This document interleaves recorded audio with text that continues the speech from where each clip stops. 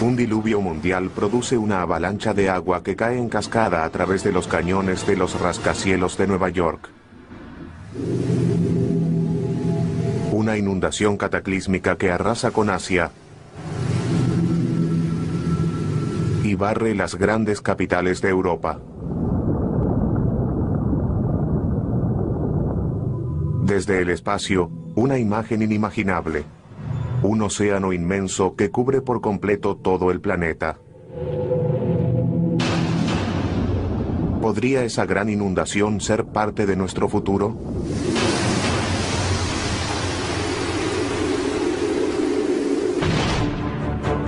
Las páginas de la Biblia están llenas de catástrofes.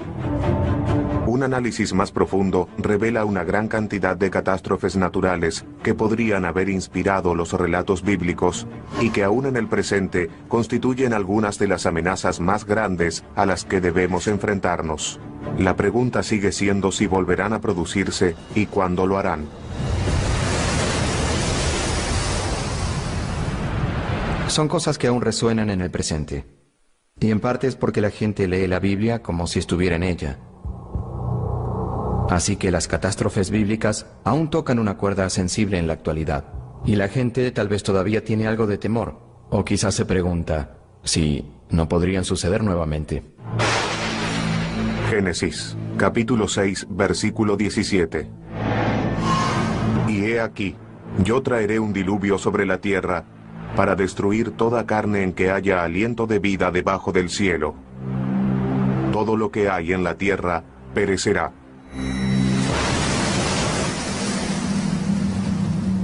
En el Génesis, el primer libro de la Biblia, Dios crea todo el universo en 6 días y lo destruye al cabo de 10 páginas. Dios envía una inundación para castigar a la humanidad. No solo por haberse vuelto corrupta, sino también malvada. Y básicamente comienza todo de nuevo. Quiere deshacerse de todos, barrer a los humanos de raíz.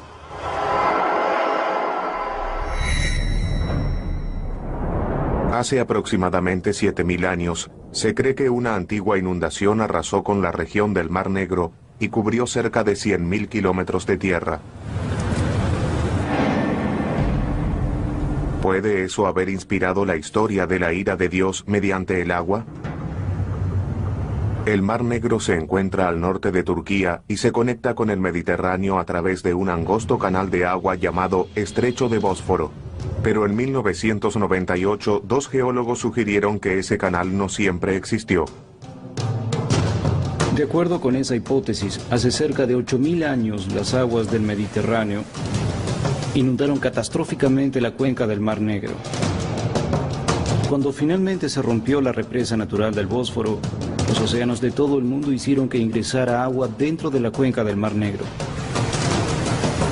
La hipótesis conocida como la inundación del Mar Negro propone que un volumen gigante de agua salada proveniente del Mediterráneo inundó el Mar Negro con resultados catastróficos. Para la gente que vivía en la cuenca del Mar Negro, fue una catástrofe que solo pudieron interpretar como la furia divina. Puede haber sido similar a las cataratas del Niágara, pero quizás con una magnitud 20 veces mayor dado el volumen de agua que debe fluir por esa zona para llenar la cuenca.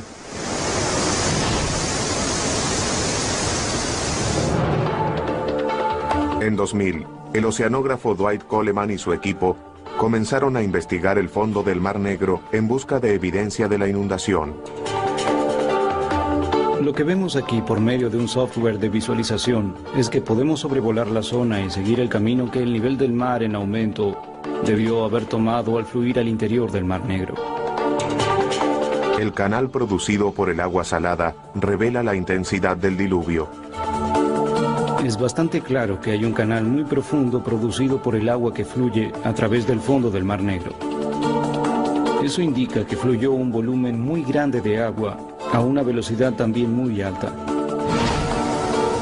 Cuanto más veloz es la corriente, más devastadora es la inundación. Pero en última instancia, fue el descubrimiento de conchas de agua dulce en el agua salada del Mar Negro lo que ofreció una prueba concreta de la inundación. Hace 7400 años, crecían moluscos de agua dulce en el Mar Negro. Esta concha prueba que, en algún momento del pasado, el Mar Negro fue un lago de agua dulce. Y la concha de agua salada más antigua que encontramos tiene aproximadamente 6.900 años. De modo que en algún momento durante ese lapso de 500 años se produjo este cambio. Este acontecimiento cataclísmico cambió el paisaje para siempre. Hoy es algo científico, pero en aquel momento fue algo aterrador. Pensamos que había tal vez miles de personas que vivían a orillas del Mar Negro en el momento de la inundación. Y toda esa gente se vio desplazada como resultado de ella. Para los agricultores primitivos que vivían a orillas del Mar Negro, antes de eso debe haber sido un espectáculo increíble. Les habrá parecido una inundación a escala mundial. Pero, ¿qué pudo hacer que las aguas del Mediterráneo subieran tan alto como para inundar el Mar Negro de agua dulce? Los científicos suponen que todo comenzó durante la última era de hielo. El mundo era muy diferente durante la última era de hielo. Había una capa de hielo como la de Groenlandia de unos 3 kilómetros de espesor, que llegaba tan al sur como Chicago y Nueva York, y se extendía a lo ancho del continente. Eso es mucho hielo. Pero hace unos 11.500 años, la Tierra comenzó a calentarse y los cielos derretidos necesitaban un lugar a donde ir. Obviamente, perdimos esa capa de hielo de Laurentien. Se derritió por completo. Toda esa agua fue a parar al océano, y los océanos se elevaron unos cientos de metros. La masa de tierra que separaba al Mediterráneo del Mar Negro no pudo contener el agua excedente. Cuando se desató la presión, se transformó el mundo. Y ese suceso que cambió el mundo podría ocurrir nuevamente.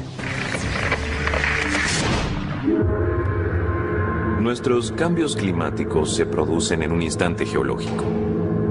Las capas de hielo se derriten rápidamente. Las medimos con satélites que calculan la masa que pierden las enormes capas de hielo de Groenlandia y la Antártida. Y esas pérdidas de hielo parecen producirse cada vez más rápido. El hielo derretido podría hacer que los niveles del mar se eleven drásticamente una vez más. Recordemos que con solo 1 metro de elevación en el nivel del mar, habría alrededor de 100 millones de evacuados en las zonas costeras, lo cual alteraría no solo el lugar en el que vive la gente, sino también el curso de las civilizaciones y las sociedades. Los expertos creen que una pérdida completa de las capas de hielo, tanto de Groenlandia como de la Antártida, elevaría el nivel del mar más de 60 metros. No existe fuerza natural que pueda derretir esa masa de la noche a la mañana.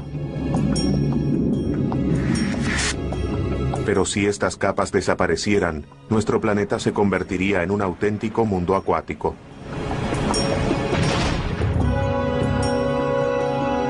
Si llegamos al punto en el que se derritieran tanto Groenlandia como la Antártida, estaríamos hablando de un lugar radicalmente diferente. Se parecería al escenario descrito por Al Gore, con Nueva York borrado del mapa y toda la costa oriental reconfigurada. Todos viviendo en la costa que en algún momento fueron los Montes Apalaches. Sería un mundo totalmente diferente. La Biblia dice que luego del diluvio universal, Dios prometió no arrasar nunca más con la vida en la tierra. Pero hoy en día, con una variedad de desastres cataclísmicos al acecho, no podemos estar seguros de que no volverá a suceder de un modo u otro.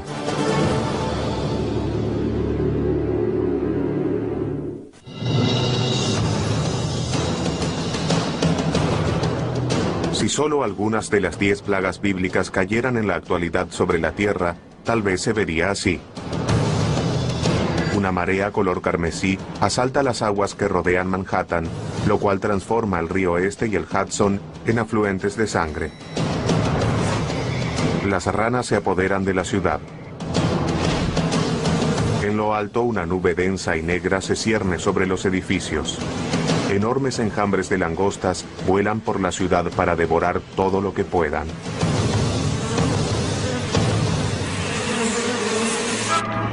¿Cómo responderíamos a ese torrente de catástrofes desenvolviéndose sin control? El mundo moderno sigue sujeto a los mismos tipos de catástrofes que figuran en la Biblia. Aún tenemos plagas, terremotos y toda clase de tormentas enormes. Y todavía alteran mucho nuestra forma de vida. Pero si de repente un cataclismo tras otro bombardeara hoy el planeta que conocemos, es difícil imaginar cómo lo resistiríamos.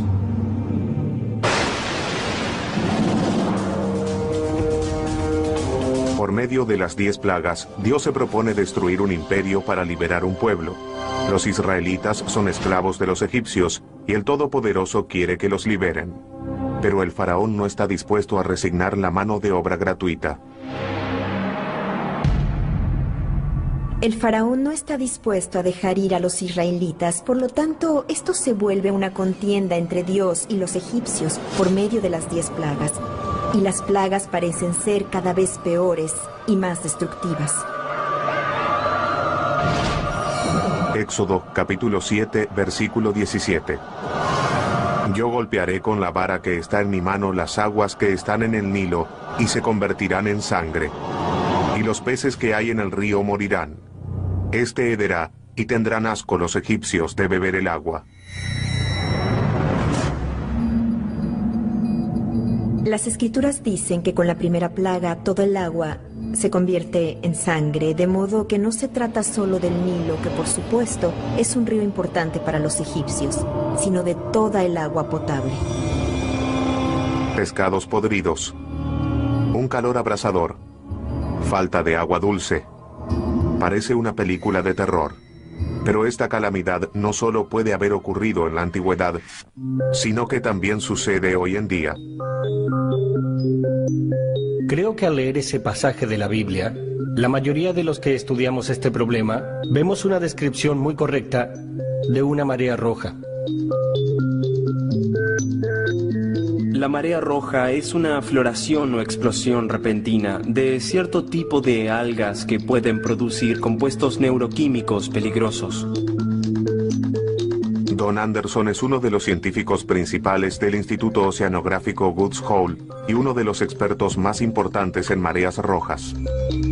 Cuando se produce uno de estos florecimientos, puede ser algo espectacular. El agua cambia de color, puede salir un muy mal olor y el agua puede parecer sangre. Puede parecerse a una sopa de tomate, así de roja. Varios efectos dominó y podría servir de explicación para la segunda plaga bíblica de ranas. Una severa floración de algas puede hacer que haya niveles extremadamente bajos de oxígeno en el agua, lo cual la vuelve inhabitable para los seres vivos. Si hubiera una marea roja, no sería inusual esperar que ciertos tipos de animales intentaran escaparse del agua dado el bajo nivel de oxígeno. No pueden nadar, no pueden quedarse en el agua. De modo que no es una locura suponer que, luego de una gran marea roja, las ranas no pudieran sobrevivir en esas condiciones y se dirigieran hacia la tierra. En la tierra murieron por disecación y por falta de provisión de alimentos.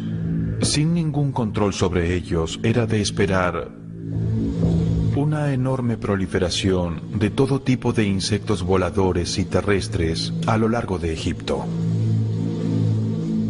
Podemos afirmar que esas fueron la tercera y cuarta plaga.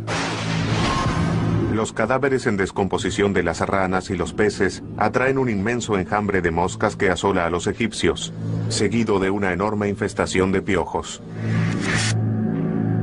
Recordemos que en una época en que la gente no contaba con los antibióticos modernos, cuando alguien se infestaba con piojos, las cicatrices podían producir infecciones que tal vez derivaran en enfermedades graves.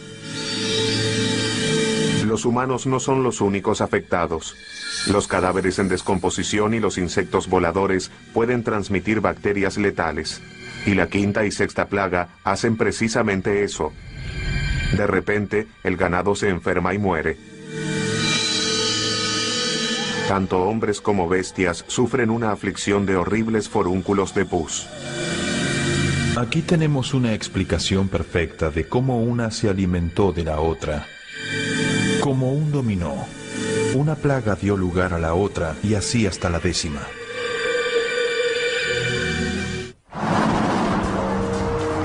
Hoy los antibióticos hacen que las enfermedades bacteriales se traten fácilmente. Pero los virus no tienen una cura tan rápida.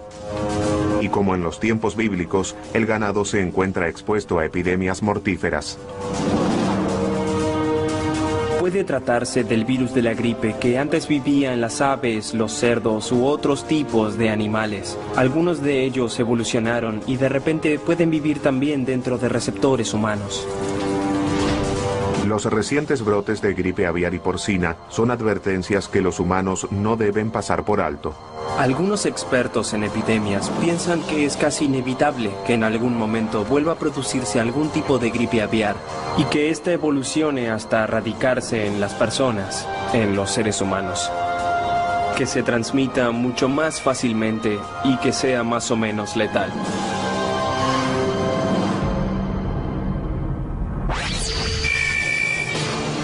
Rodeado de pestilencia y muerte, el pueblo egipcio está de rodillas. Pero aún así el faraón permanece inmutable.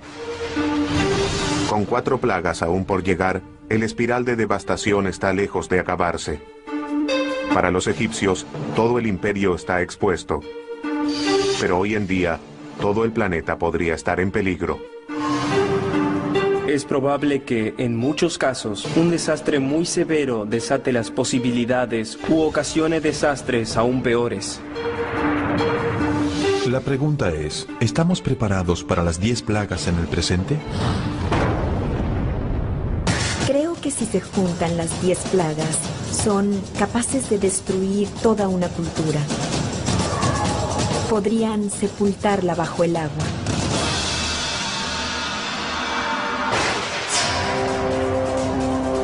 No hay carne, peces ni agua para beber.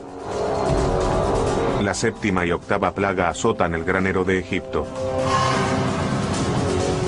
Una lluvia de granizo cae sobre los campos de trigo y un ejército de hambrientas langostas diezma todo lo que encuentra en su camino. En la Biblia dice que fue la más grave de todas las plagas, aunque no mató a demasiadas personas o animales. Pero lo que sí mató fue la esperanza de los egipcios de sobrevivir.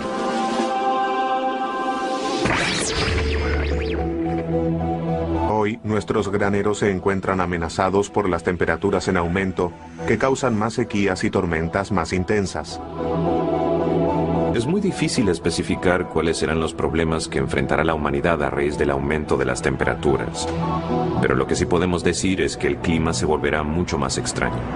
La agricultura lo pasará mucho peor. Y estaremos en presencia de un mundo con más gente. Si sumamos todo eso, tendremos una imagen bastante sombría. De cualquier modo, serán malas noticias para las cosechas y los agricultores. Un planeta más caliente también podría producir una plaga moderna. Creo que la sorpresa principal que traerá aparejada el calentamiento global es un aumento de plagas. El escarabajo de la corteza está asolando los bosques de Canadá. Vemos un aumento de la cantidad de mosquitos con todas las enfermedades que acarrean, como la malaria y la fiebre del dengue. Son cosas que relacionamos con los países en vías de desarrollo, pero con el calentamiento global, la esfera en que pueden vivir esos mosquitos se expande.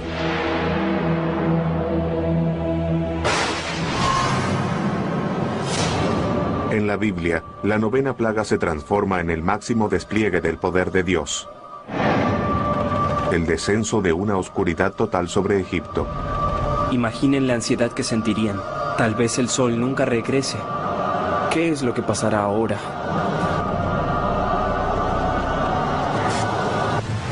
El granizo, las tormentas y la oscuridad tal vez estuvieron relacionados. Algunos estudios recientes sugieren que aquellos prueban que la Biblia registró uno de los mayores cataclismos del mundo antiguo. A 800 kilómetros al norte de Egipto se encuentra la isla griega de Santorini. En el siglo XVI a.C., Santorini sufrió una de las explosiones volcánicas más grandes de los últimos 10.000 años. Fue más de 50 veces mayor que las erupciones del monte Santa Elena en 1980. Ese fue el suceso más grande que se debe haber visto en la región del Mediterráneo en toda la historia. ¿Acaso los relatos de la explosión de Santorini se habrán ganado un lugar en la Biblia? Una erupción volcánica tan grande formaría una columna de material en la atmósfera de 32 kilómetros de altura. La gente vería una lluvia de ceniza desde el cielo y estaría a oscuras porque la nube de polvo cubriría la luz solar. Recientemente se hallaron pruebas físicas de que las cenizas del volcán de Santorini llegaron hasta Egipto, a 850 kilómetros de distancia. La evidencia física consiste en capas de ceniza que se hallaron en un lago del delta del Nilo. Así sabemos que la ceniza recorrió todo ese camino hacia el este y cayó sobre esa región. La erupción también podría explicar las devastadoras tormentas de granizo. La ceniza volcánica en la atmósfera puede producir inestabilidad atmosférica, precipitaciones o tormentas eléctricas. Y en esas tormentas también habría granizo. En la actualidad, uno de los famosos parques norteamericanos es una bomba de tiempo volcánica con 100 veces más poder explosivo que el de Santorini. Yellowstone es un supervolcán y produjo varias erupciones. La última fue hace 600.000 años. Al observar su historia, vemos que aproximadamente cada 600.000 años, Yellowstone produce una enorme erupción volcánica.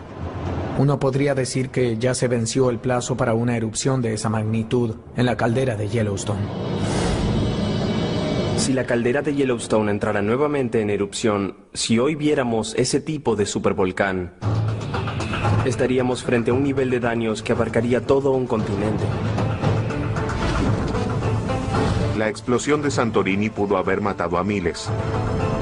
Pero si explotara la caldera de 50 kilómetros de Yellowstone, tal vez veríamos algo mucho peor.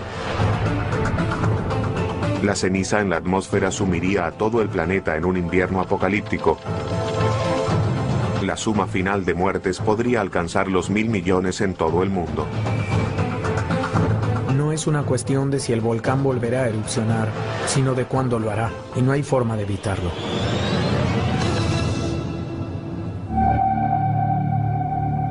En la Biblia, lo que finalmente persuade al faraón de liberar a los israelitas no es la ruina de su imperio, sino la muerte de su hijo primogénito.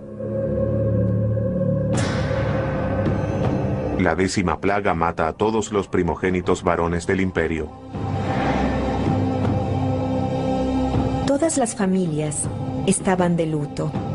Fue ahí donde se vio el poder de esa plaga.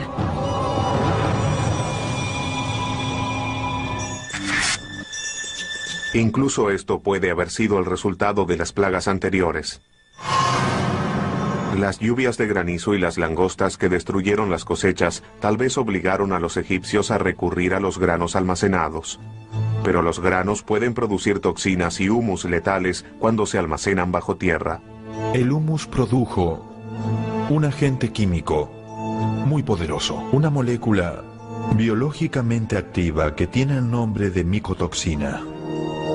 Esas micotoxinas en cantidades mínimas, es decir, unas pocas moléculas, pueden matar humanos y animales bastante rápido. Y por lo general era a los primogénitos a quienes se alimentaba más.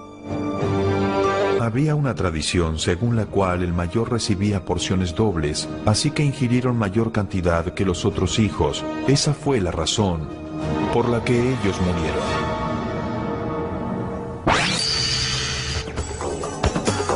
Las plagas destruyeron al imperio parte por parte. Pero en otras partes de la Biblia, basta con un instante para destruir una ciudad y sus habitantes. Por desgracia, lo mismo sucede en la actualidad.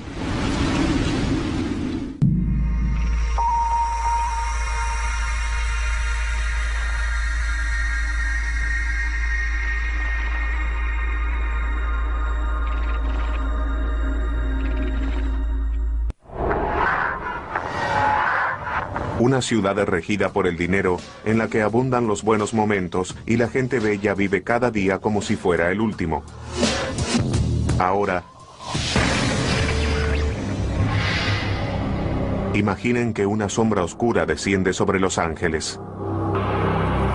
Cenizas comienzan a caer desde arriba. De repente el cielo se abre y se desata la ira de Dios. Millones de vidas se apagan en un instante. Sucedió en el pasado. Génesis capítulo 19, versículos 24 y 25. Entonces el Señor hizo llover azufre y fuego sobre Sodoma y Gomorra desde los cielos, y destruyó aquellas ciudades, y todo el valle, y todos los habitantes de las ciudades, y todo lo que crecía en la tierra.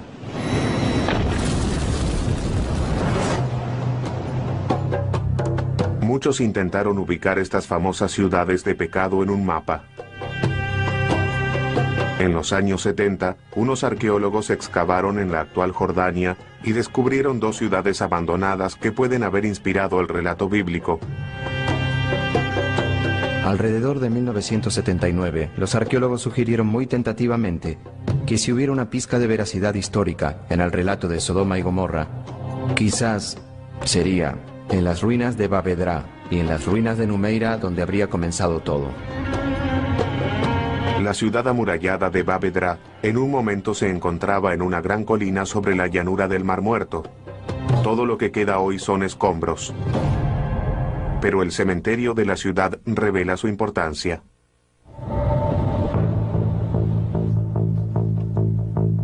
Mohamed Nayar es arqueólogo y exdirector del Departamento de Antigüedades de Jordania. El cementerio de Bab Edra es enorme. Y no se excavaron todas las tumbas. Pero los investigadores llegaron a la conclusión de que hay en ese lugar al menos 20.000 sepulturas. Incluso hoy, el paisaje está repleto de huesos humanos. Estos enormes cementerios son indicadores del tamaño de la población de la zona. Estamos hablando de una zona densamente poblada, lo que es algo realmente increíble para la edad de bronce de Jordania. Bab Edra parece haber sido una ciudad bastante grande, probablemente con un par de miles de habitantes. En apariencia, Bab Edra fue una ciudad bastante importante en su época. Una próspera civilización vivió aquí durante más de 600 años. Pero alrededor de 2350 a.C., la puerta de la ciudad se cerró apresuradamente y esta quedó misteriosa y completamente abandonada. Nadie sabe por qué. A solo 13 kilómetros de allí, la ciudad de Numeira también presenta evidencia de un abandono repentino. Pero aquí, el motivo de la salida apresurada es claro. Vemos alrededor de 60 centímetros de depósitos de ceniza, incluyendo algunas superficies producidas por el fuego. Y sabemos que esta densa capa de ceniza no pudo haberse producido por el uso doméstico del fuego. Probablemente haya sido un gran incendio. Al lado de la torre de la fortificación de la ciudad, los arqueólogos hallaron más pruebas de la catástrofe. Restos humanos sin enterrar. Aquí estamos al lado de la torre. Se encontraron los esqueletos en esta zona y creemos que, al colapsar, la torre aplastó a esta gente.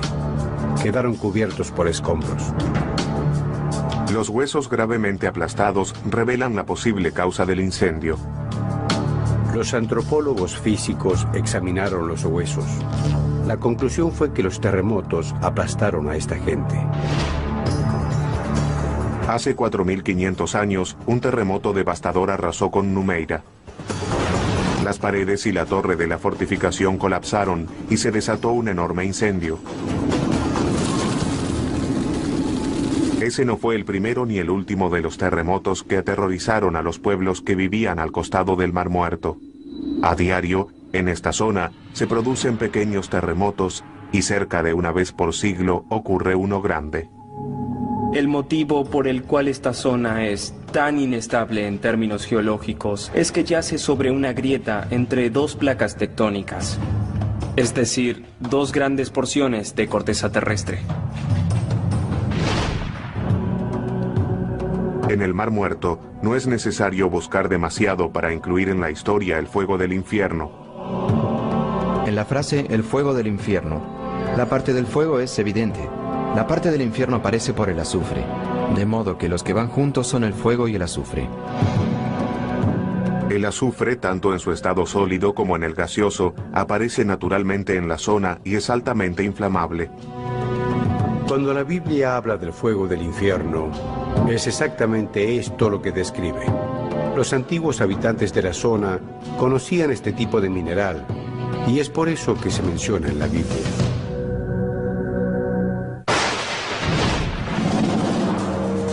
Hoy en día, nuestras propias catástrofes podrían inspirar una nueva serie de leyendas escritas. Y si las predicciones son correctas, algunas ciudades de California tendrán mucho que escribir.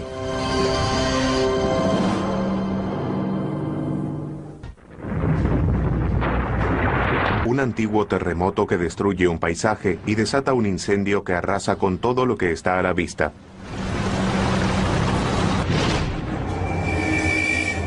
Dos ciudades yacen en ruinas.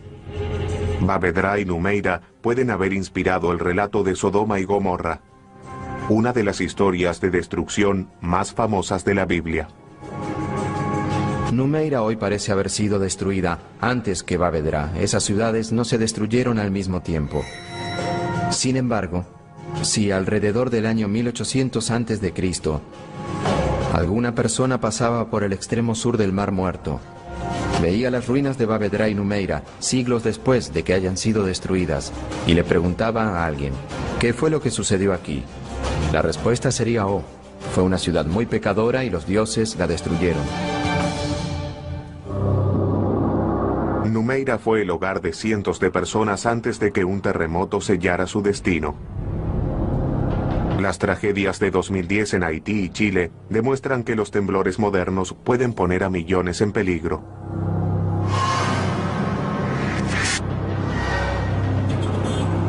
Dado que en el mundo de hoy tenemos centros urbanos mucho más densamente poblados que los de la antigüedad, la escala de devastación sería casi inimaginable y excedería por mucho cualquier cosa que pudiera haber sucedido en los tiempos bíblicos. La costa oeste de Estados Unidos debe prestar atención a las advertencias del pasado y del presente. Como en la región del Mar Muerto, la costa de California se encuentra sobre una falla que separa dos enormes placas tectónicas. La falla de San Andrés es una de las más activas en todo el mundo. Atraviesa San Diego, Los Ángeles y San Francisco. Ambas placas están en movimiento. La presión se acumula a medida que estas placas rozan una con otra, y en ocasiones esa fuerza se libera repentinamente en forma de un espectacular terremoto. Existe un 99% de probabilidades de que en los próximos 30 años, un terremoto de al menos 6.7 en la escala de Richter azote California. Los geólogos concuerdan en que el sur de California, con la famosa ciudad de Los Ángeles, corre el mayor peligro. El sur de California es una de las zonas más pobladas que hay en este país. De hecho, es la segunda zona más poblada. Alberga a más de 24 millones de personas. El plazo calculado para que se produjera un inmenso temblor en esa región se venció hace aproximadamente 150 años, y los resultados del próximo terremoto podrían ser desastrosos. Tenemos una enorme infraestructura de energía. La luz y el agua están en constante flujo por nuestras ciudades. Por ejemplo, un terremoto importante que rompiera las tuberías de gas y de agua, de repente produciría enormes incendios e inundaciones que atravesarían las ciudades. Sigue siendo difícil predecir un terremoto e imposible impedirlo. Lo único que California puede hacer es esperar. Terremotos, supervolcanes, mega inundaciones. Si alguna de estas aterradoras catástrofes fuera a destruir el planeta, tal vez pensaríamos que nuestros días están contados. El último libro de la Biblia podría decirnos qué esperar. De verdad, es muy difícil interpretar el libro del Apocalipsis. ¿Se trata de un sueño? ¿Se trata de algo real? ¿De qué se trata? El Apocalipsis es una profecía aterradora que hace que otras catástrofes bíblicas parezcan un paseo por el parque. Sobre las olas de esos horrores se encuentran los 4 jinetes del Apocalipsis. La guerra, la hambruna, la pestilencia y la muerte asolan la tierra. Reina la oscuridad. Incluso las estrellas caen del cielo. Y es esa parte de la profecía lo que los astrofísicos sugieren que tomemos en serio. En muchas religiones se habla de la caída de las estrellas del cielo. Quizá el único acontecimiento capaz de destruir toda la vida sobre la Tierra, esencial e instantáneamente, provenga del espacio exterior. Nuestro golpe final podría provenir del cielo. Literalmente.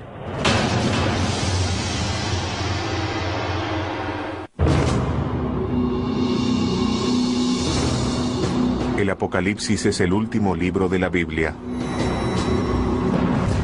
Y muchos creen que también es un vistazo a lo que será el fin de nuestros días. Pero el Apocalipsis también describe un futuro en el que el cielo se vuelve contra el planeta Tierra.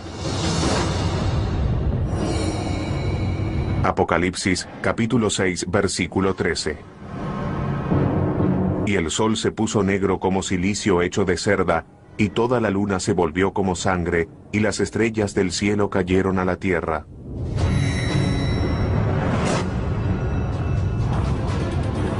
Hoy en día, este pasaje conjura un gran número de amenazas reales. Existe la posibilidad de que choquen asteroides, de que haya impactos de cometas que podrían destruir toda la vida sobre la Tierra, tal vez en cuestión de minutos.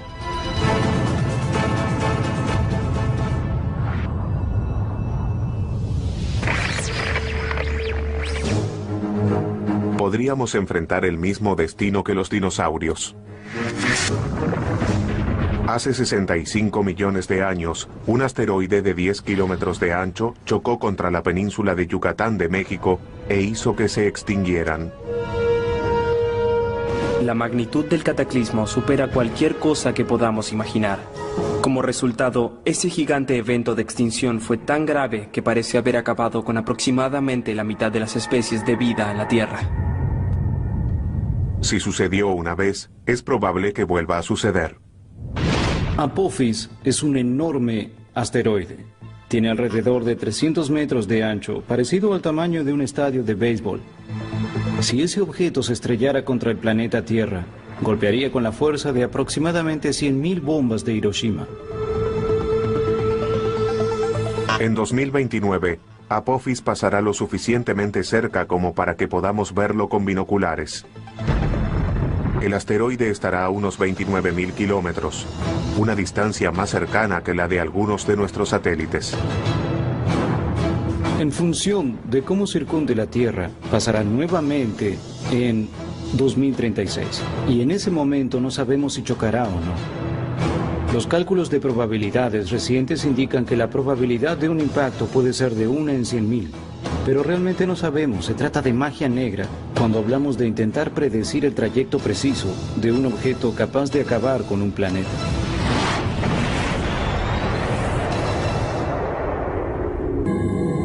Otras amenazas del espacio exterior podrían poner en peligro no solo la vida en la Tierra, sino el mismísimo planeta Tierra. Algo que podría arrasar con la vida sobre el planeta Tierra es una explosión de rayos gamma. No sabríamos que se dirige hacia aquí, porque la radiación de esas explosiones viaja a la velocidad de la luz. Un día podrías estar lavando la ropa o vistiéndote, mirarías al cielo y verías unas bolas de fuego yendo hacia ti. Ni sabrías qué sucedió. No te daría advertencias de ningún tipo. Desde las primeras páginas del Génesis hasta el final del Apocalipsis, la Biblia expone un listado desalentador de potenciales sentencias de muerte para la humanidad. Pero aunque esquiváramos todas esas balas sobrenaturales, quedaría una que no podríamos evitar. La Biblia dice, polvo eres y al polvo volverás. Los físicos decimos, venimos del polvo de estrellas y al polvo de estrellas volveremos. Dentro de 5.000 millones de años tendremos el último día agradable.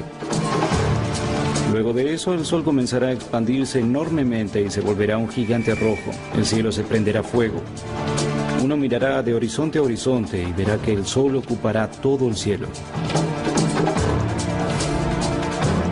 Tal vez debamos construir nuestra propia arca espacial, partir hacia otros refugios, una especie de monte Ararat de un planeta en otro sistema solar. Esa sí que es una ambición. Cada edad de la humanidad deberá enfrentar un aluvión de catástrofes. Pero la búsqueda bíblica de una explicación en presencia de la tragedia es un deseo universal.